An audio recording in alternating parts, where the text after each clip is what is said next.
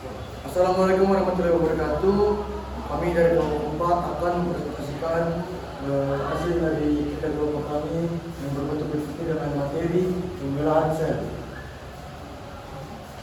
Jadi sebelum ini kita akan memperkenalkan anggota kelompok. Dengan saya sendiri, Irfan Gabrielo dari Luar Cendra. Saya Kila Kausia. Saya Lutfi Ida. Saya Intan Manara.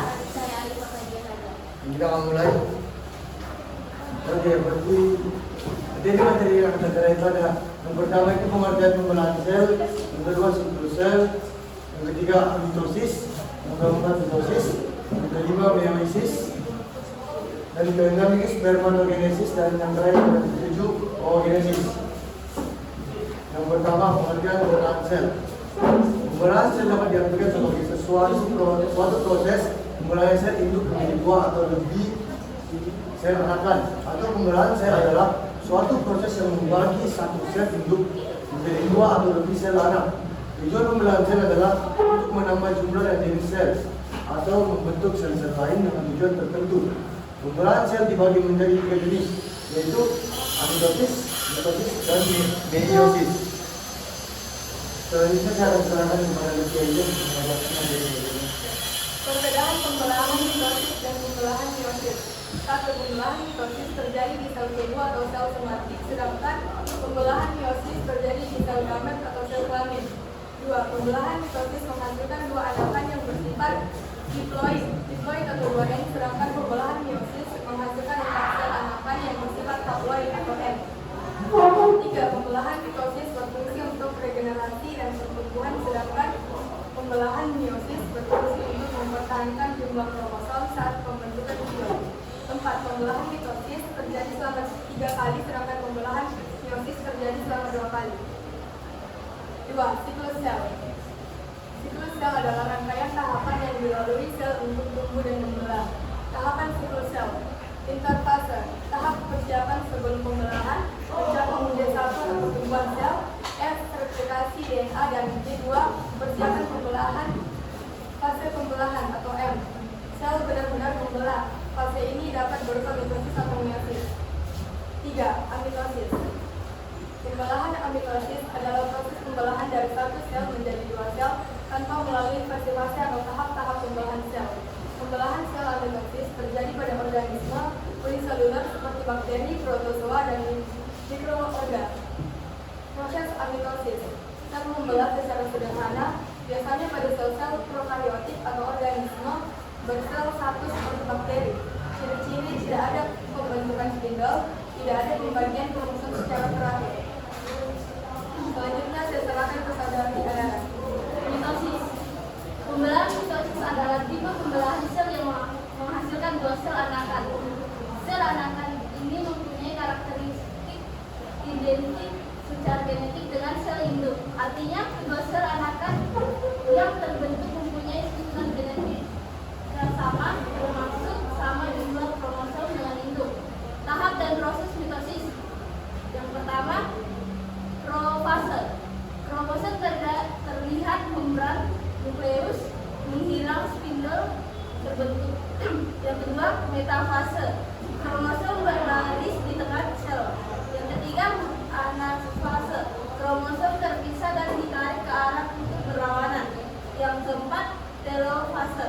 Membran nukleus terbentuk kembali di sekitaran kromosom pada tiap kutub. Yang terakhir, sitokinesis. Sitoplasma membelah menghasilkan dua sel anak identik. Meiosis. Meiosis adalah pembelahan sel yang berlangsung dalam dua kali pembelahan dan menghasilkan dua sel anakan. Masing-masing sel anakan ini mengandung separuh kromosom dari jumlah kromosom induknya. Kemudian saya serahkan kepada saudari Alifa Fadia. Selanjutnya proses meiosis. Meiosis 1. Profase 1. Kromosom mulai menebal dan terlihat jelas.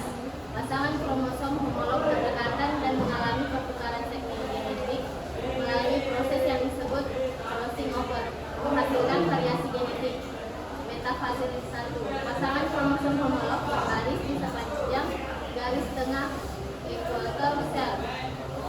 Anafase 1.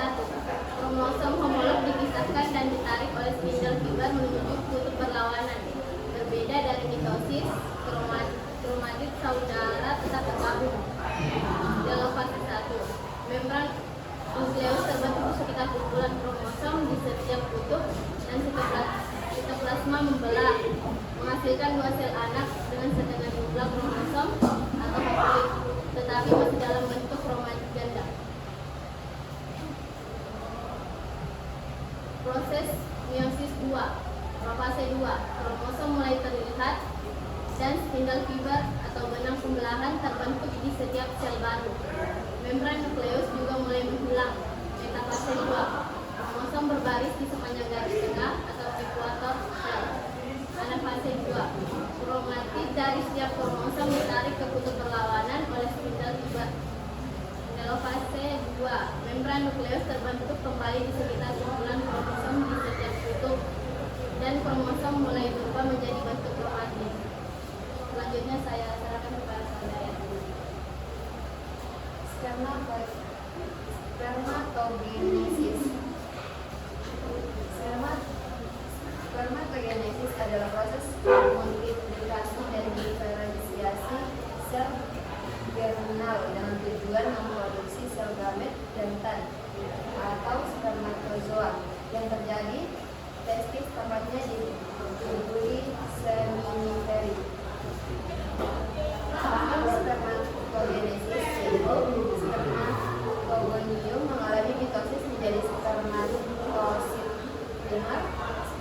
Spermatosit primer menjalani meiosis 1 menjadi 2 spermatosit sekunder.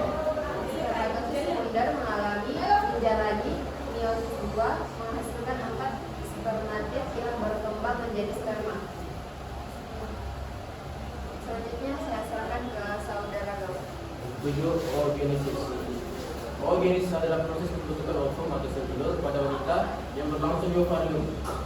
Proses ini dimulai sejak masa embrionik, berlanjut selama masa pubertas dan selesai hanya setiap terjadi fertilisasi. Tahapan oogenesis. Pertama itu fase multiplikasi. Oogonium membelah mitosis, kemudian banyak oogonia. Yang kedua fase pertumbuhan. Oogonia primer berhenti di fase 1 hingga fase 11. Yang ketiga fase maturasi. Meiosis 1 selesai. Proses sekunder barang itu pertama. Meiosis 2 selesai di mana fertilisasi dari ovum ke barat kutub kedua. Maksudnya menjadi 1 ovum fungsional dan 3 pada kutub atau degenerasi. Sekian, terima kasih. Sekian dari presentasi dari kami. Bila ada salah, mohon maafkan. Assalamualaikum warahmatullahi wabarakatuh.